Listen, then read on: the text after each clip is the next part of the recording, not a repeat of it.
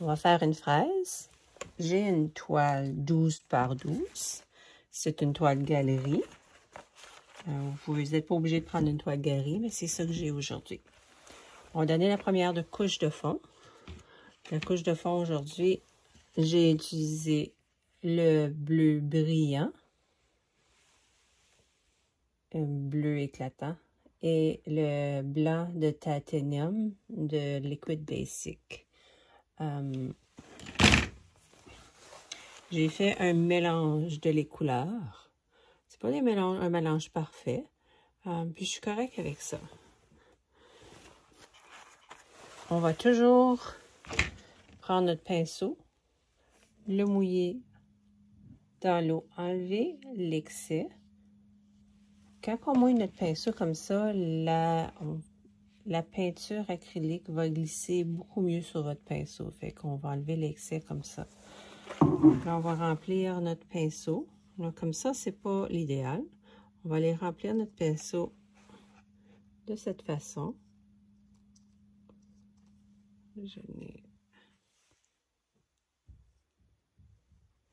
Fait que là, il est bien rempli sur chaque côté. Et là, on va aller commencer à peinturer. On va s'assurer de peinturer d'une certaine façon pour que la toile soit bien couverte.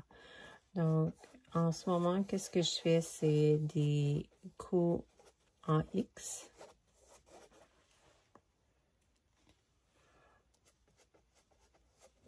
En faisant les coups en X ou en Y comme ça, je m'assure de remplir tous les petits trous. Puis dès que je sens que ça fait ça, ça veut dire, on entend le bruit, hein? Ça veut dire que j'ai plus assez de pinceau, puis tu le sens aussi dans ton pinceau. J'ai pas assez de peinture sur mon pinceau, fait que je vais retourner aller en chercher. On commence toujours dans une région, puis on descend. La peinture acrylique sèche vite. Donc l'application, il faut pas retourner 5 minutes plus tard dans la même région. Puis n'oubliez pas, il faut faire les côtés ici, il faut les peindre. Surtout les petits coins. Là, je vais juste retourner ici vite fait pour enlever les lignes. Mais je ne retourne pas là, parce que sans ça, ça va coller. Ma couche de fond est appliquée. Je me suis assurée qu'il n'y avait pas des petits trous, des petits points blancs. Maintenant, je dois attendre un petit peu pour qu'elle sèche complètement pour passer à la prochaine étape. Pour pouvoir faire notre fraise, on va prendre la toile. On va évaluer sa grandeur. On va prendre un papier. Ça, c'est un papier calque. Le papier calque, c'est des papiers transparents. Donc, j'évalue la grandeur de ma toile. Puis, je vais décider quelle grosseur je vais faire mon sujet.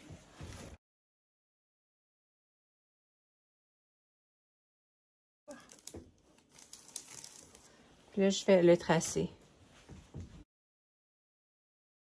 Maintenant que j'ai tracé mon sujet, je vais l'emporter sur ma toile. Je le positionne où que j'aime. Environ comme ça.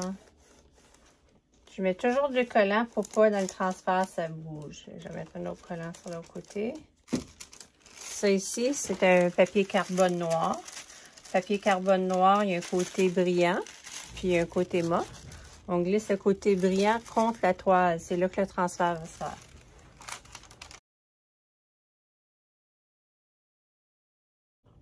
Maintenant que mon sujet il est bien positionné, je vais prendre ce type de crayon-là. Ou bien, je peux prendre, aujourd'hui, je vais prendre ma plume rouge. Passer une pression, je vais faire toutes les lignes de qu'est-ce que j'ai tracé.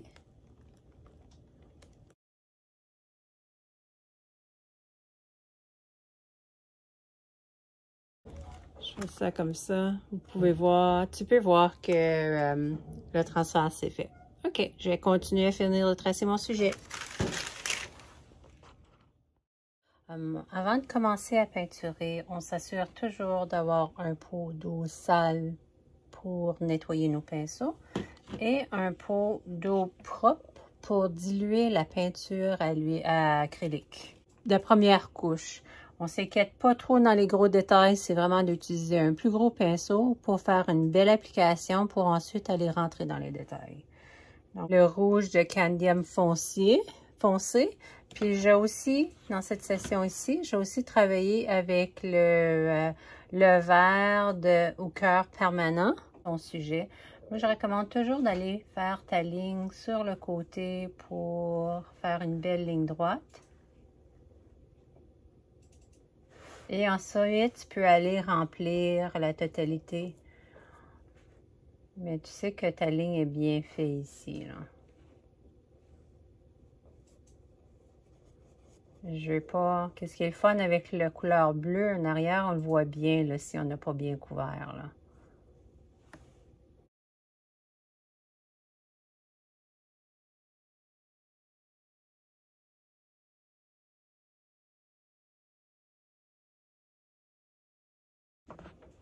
J'ai terminé de faire ma première couche de rouge pour la fraise. On va aller faire la queue de la fraise ou la tige de la fraise avec le vert. Il faut être conscient que ma peinture rouge est trempe là en ce moment, donc il ne faut pas que je la touche. Puis conscient de comment tu places tes doigts pour ne pas te mettre les doigts dedans.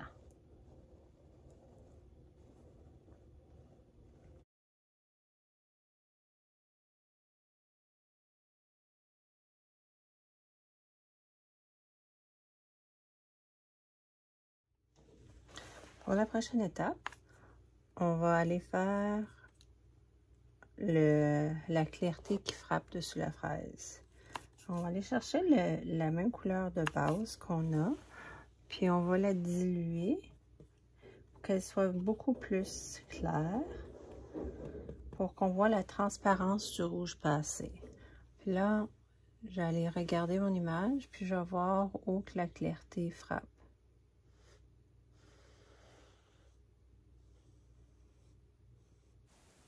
J'ai pris cette peinture-là, puis je l'ai diluée avec de l'eau pour qu'elle soit transparente. Puis là, avec mon application, j'essaie d'aller assez vite pour l'appliquer, mais de façon légère pour l'étendre, puis voir la transparence à travers. Pour enlever les petits picots qui sont là. Il faut absolument que la peinture en dessous soit bien sèche pour pouvoir faire ça. On va juste effacer pour faire un beau gradué.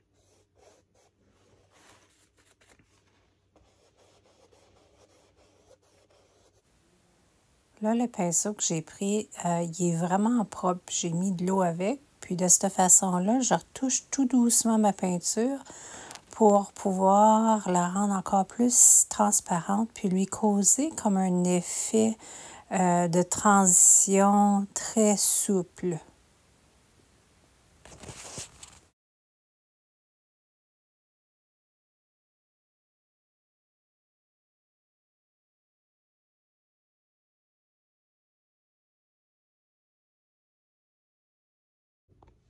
Là, j'ai pris un rouge avec un bleu, un Phthalo Blue, puis je l'ai mélangé.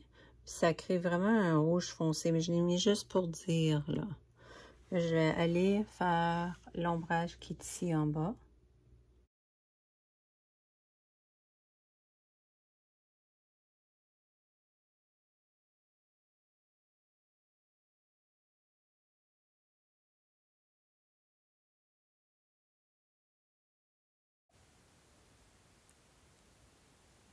Là, je viens juste remouiller mon pinceau avec un petit peu plus d'eau pour pouvoir créer cette peinture pour qu'elle soit un petit peu plus transparente. Puis ça m'aide à faire une transition. Là, c'est temps de faire un ombrage pour que la fraise ait l'air sur une surface. Tu peux prendre un bleu primaire non changé ou un Phthalo Blue, un bleu de phthalo. Puis on va aller mettre une petite surface. Je mets mon pinceau de cette façon-là pour que vous pouvez voir.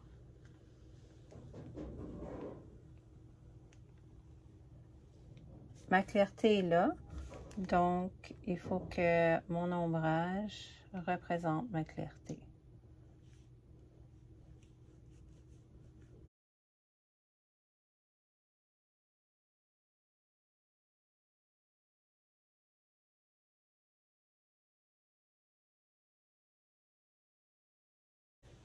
faut pas oublier l'ombrage des feuilles.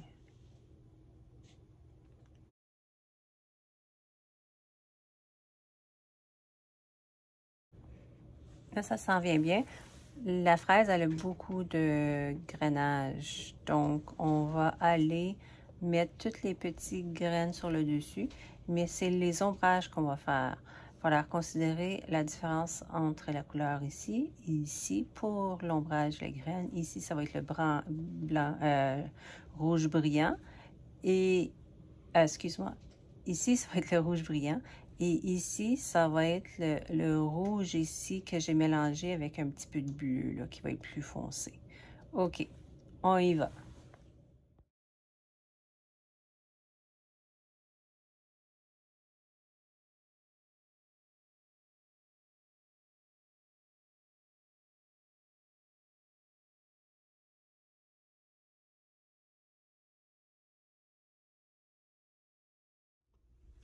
Maintenant, pour juste unifier la couleur ici avec le restant, il y a des rondeurs ici que la clarté va aller dedans. On va aller, je vais aller mettre des petites lignes de rien pour aller chercher la clarté.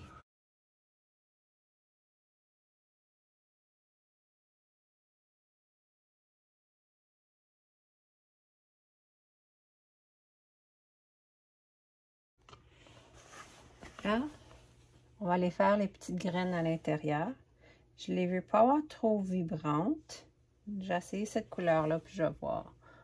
Avec le jaune puis le mauve, ça fait comme un petit brun, juste pour dire. Je vais juste aller faire une petite brillance sur les graines.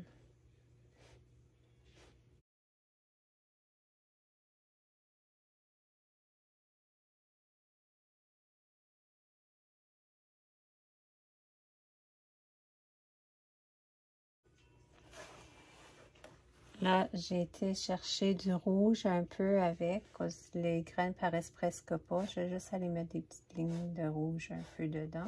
Comme ça, ils ont moins de clarté qui vont dessus. Là, on va juste aller mettre l'illuminisation dans les feuilles pour leur donner une courbure. Donc, si on les laisse une couleur unie comme ça, ils vont avoir l'air d'un objet droit et plat. Mais si la clarté, elle frappe sur l'objet, elle va causer une différente couleur. Donc, je vais aller mettre juste un petit peu de jaune, juste pour donner une courbe aux feuilles.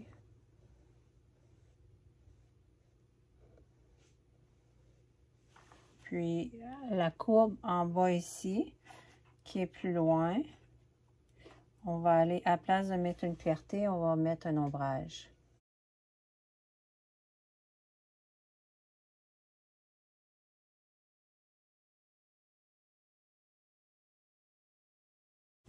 Je vais regarder, m'assurer que j'ai pas oublié rien. Puis je viens de voir, j'ai oublié une petite graine.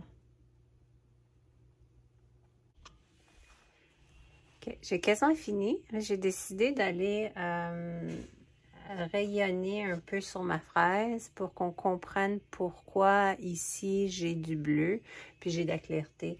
Donc, ça va me donner à remplir la chance de remplir aussi cette région-là. Donc, j'ai pris du blanc avec un petit peu de bleu. Je l'ai dilué avec de l'eau et maintenant, je peux aller faire mes rayons ici. Fait que je fais une petite application pour diluer ici le côté pour la brillance. Là, je pourrais le faire en rond comme ça ici. Puis là, plus que je vais, plus que je touche de moins en moins ma toile pour que la couleur soit bien en bas. Là, il y a une grande ligne de démarcation là que j'aime moins. Je vais juste aller mettre d'eau blanc. Puis je vais emporter ça jusqu'au sujet ici.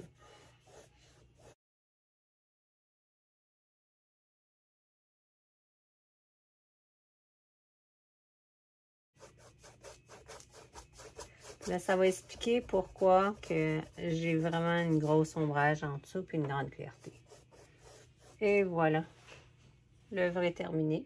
Je vais aller faire mes petites corrections ici dans un instant. Mais merci beaucoup d'avoir participé avec moi. Je vous souhaite bon succès dans votre pratique artistique. La main sur le pinceau le plus souvent, c'est ça qui emporte le succès. Donc, pratiquez-vous, puis ayez pas peur de l'erreur. Il faut faire beaucoup de pratiques pour s'améliorer. Puis amusez-vous. À la prochaine!